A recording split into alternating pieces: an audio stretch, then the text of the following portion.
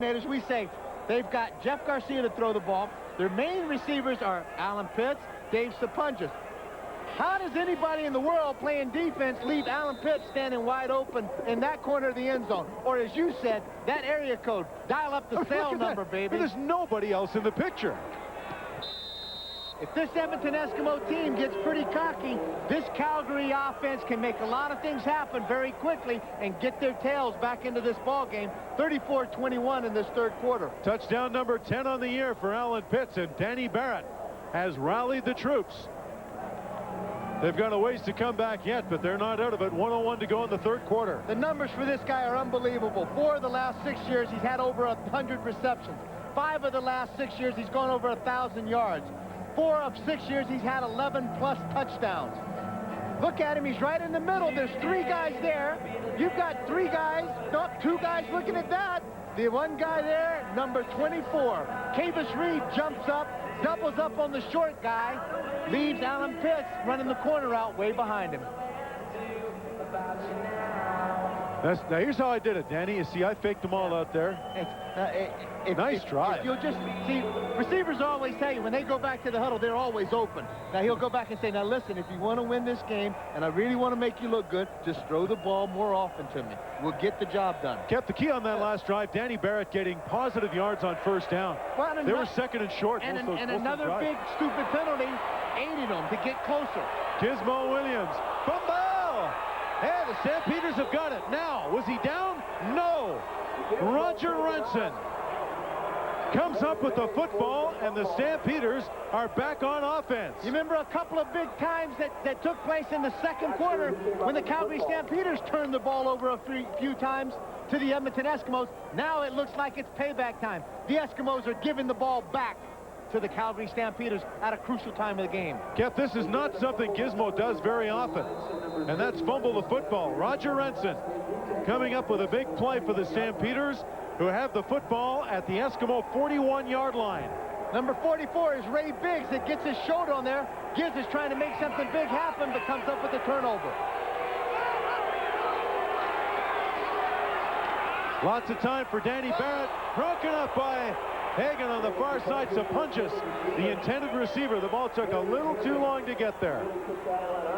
Sponge made the break on that ball, but Danny Barrett just threw it way behind him and threw it late, and that allowed Darren Hagan. Watch this. They play it. Hagan's waiting outside. Now he's reading the ball. Get a break on it. Goes for it. Waits on it ever so slightly. If he makes a good effort, gets the hands out there and extends them a little more, he gets a pick on it. He's got one today. That is one heck of an athlete in Darren Hagan. He runs everything. He is a great athlete. Was a quarterback at Colorado. Second down and 10. Barrett and the Stampeders. Again, the throw. Complete inside. It's Vaughn. Breaks a tackle to the 15. Darian Hagan was turned inside and out.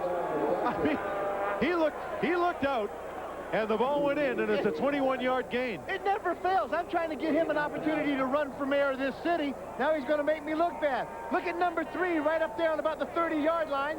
Looks and tries to find somebody. Hello. He goes outside. The receiver goes inside. If you're looking at him, why did you go the opposite way? Dixon comes back to save Hagan's bacon, but it's first down Stamps.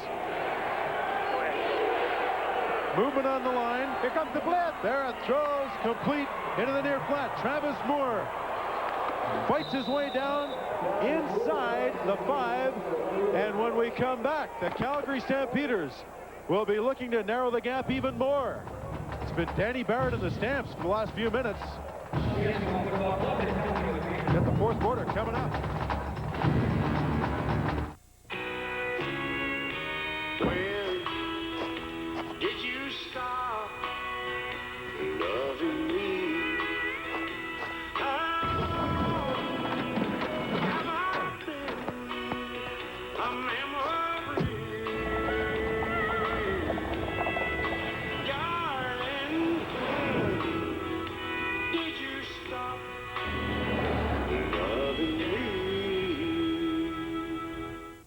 I've never been tested for HIV.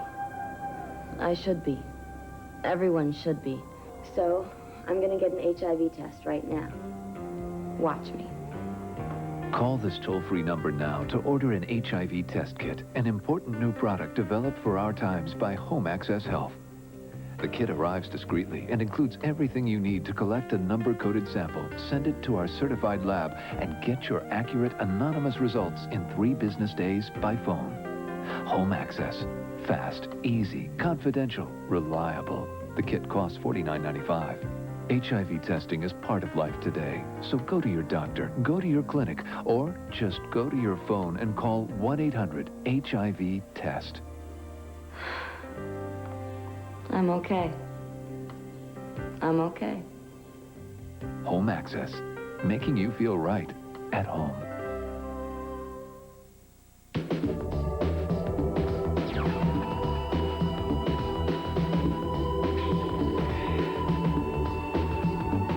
To unlock your body's potential, we proudly offer Soloflex.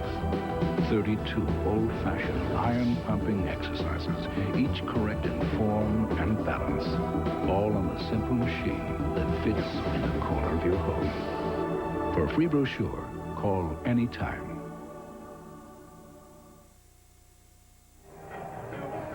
Well, the Eskimos have got that 34-21 lead, but it may not last long. The Stampeders are first down and goal at the Eskimo 4-yard line. This drive started with a Gizmo Williams fumble. Danny Barrett in the shotgun into the end zone. Alan Pitts for the touchdown. There is a flag.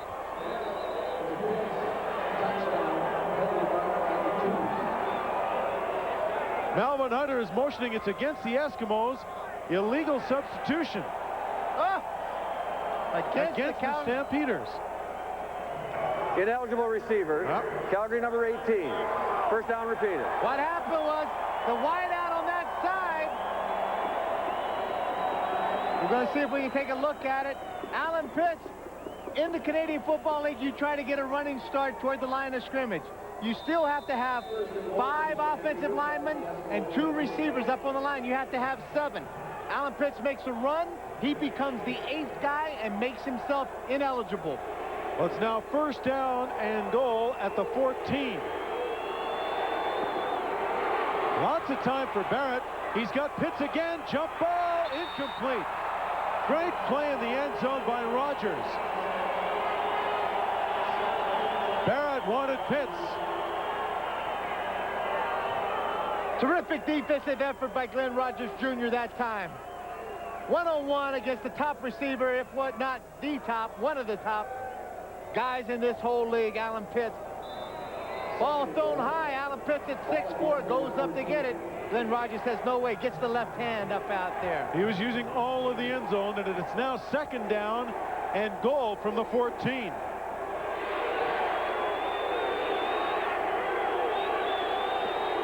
The middle's open. Barrett again for Alan Pitts, just out of his reach.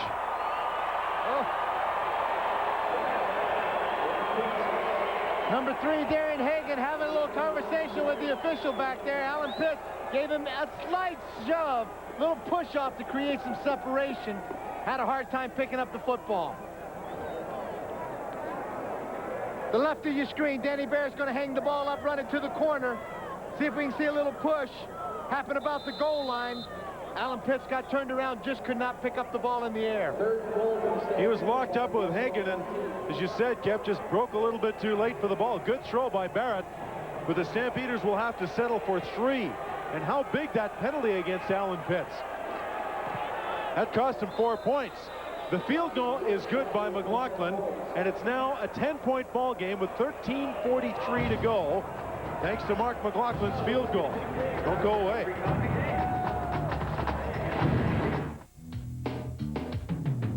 Don't miss a minute of your favorite sports action. With ESPN Net to Go, Motorola's new sports receiver. Score updates every 5 minutes, plus ESPN's breaking news and info. Carry NFL, NBA, NHL, baseball, and college action wherever you go. Be in the know when you're on the go.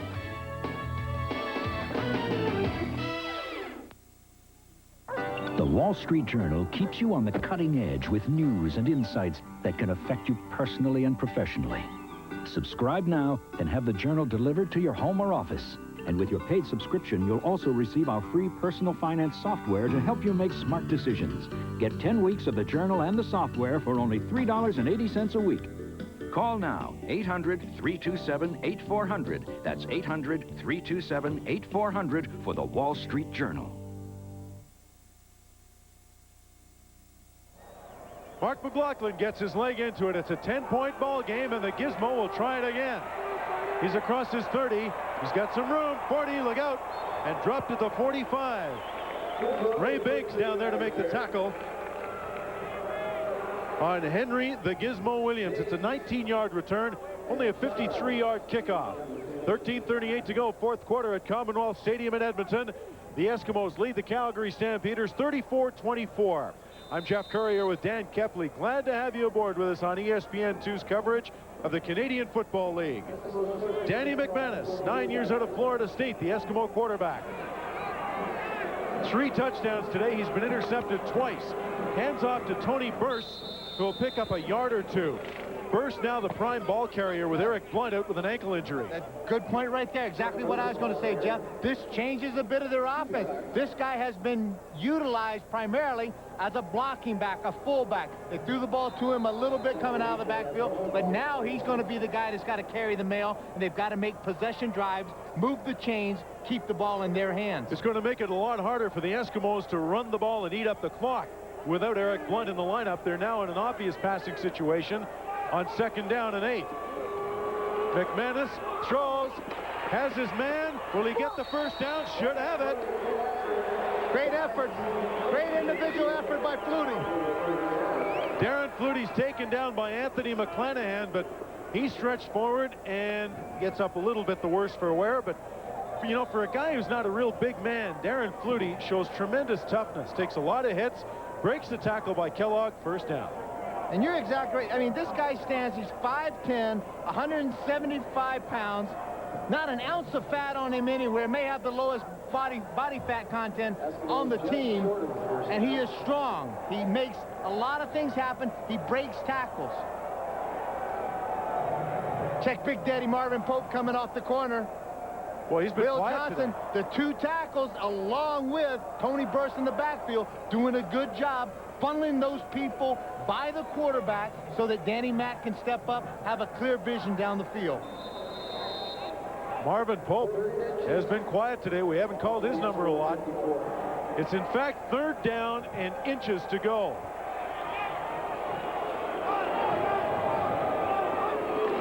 McManus will keep, and he'll get the first down and move the chains to midfield. And that keeps that clock ticking down towards 12 minutes to go in the game. That's still a lot of time in the Canadian Football League.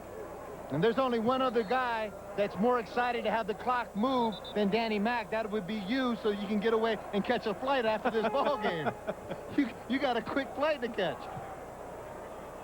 That's Marvin Pope, who is the injured Stampeder. And he's in some obvious discomfort.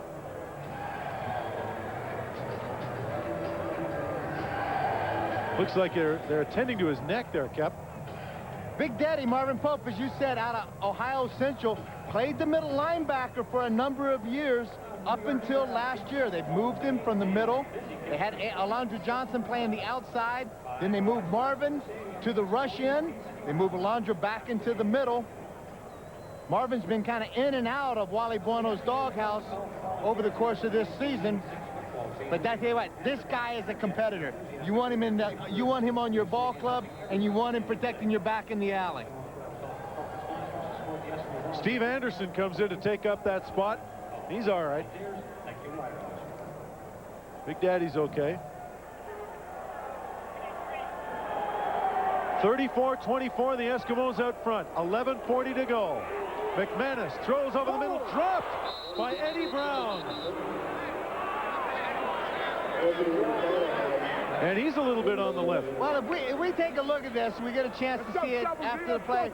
You're going to see what I think is Eddie Brown coming right from the right of your screen, takes a little peek, and he sees Anthony McClanahan coming right underneath, and he was ready to take that shot. Took his eyes off the ball just for a moment. I believe you're right. 2nd down and 10, just across midfield. McManus in the shotgun. Screen play to Burse. He's got some room, but will be short of the first down. He gets inside the 50, but Marvin Coleman, who gives up about 50 pounds to Tony Burse, comes up to make the hit. That's exactly 50 pounds. It's 170 to 220, and the thing that Burse didn't do, Coleman's going to come up. He's a smart man. He's going to go down low, tackle him at the ankles or the knees, just try to grab a hold of him. Burse got all of his weight going forward and took himself off balance. He could have picked up, just made a little move, walked right around Coleman. Well, the punters haven't been very busy today, but Glenn Harper's done a good job when he has been called upon. Coleman, who just made that hit, is back at his 10-yard line to receive this punt. Coleman has just been about one block away from breaking it every time that the Eskimos have kicked to him. The Eskimos are short a man. They're short a guy on the outside. And right here, this is another thing. Watch Lancaster. He's going to get a little upset about this because this is a mental mistake. You're supposed to get into the football game here. Come on, rookie, get on the field. Okay. He's not sure if that's the right guy. It could have been Eric Blunt or some of the other guys that's been hurt. But you have to know when you're the backup, you've got to mentally be ready to get into the football game. Don Blair, the rookie from the University of Calgary, they think he's got a chance to be a real good one in this league. He will have a chance. He just has to get the right time, the right spot to get some really adequate playing time so that he can keep his skills really sharp. They back it up 5, third down. Low snap. Harper gets a wobbler away. It's going to bounce once to Coleman at his 16. We'll get a no yards call against Kavis Reed. He'll get up to the 20. That'll cost him another 5. It's only a 40-yard punt, a 4-yard return. Val Hunter on the stop. We'll be back.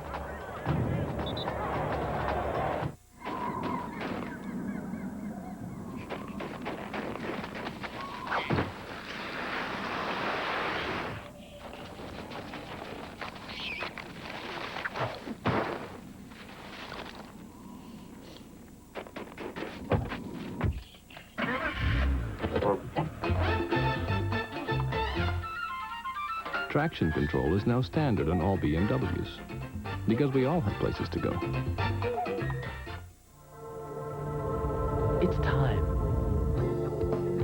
Time to feel young. Time to really get in shape. To build muscle. To get stronger and more flexible. It's time to lose fat permanently. To look better.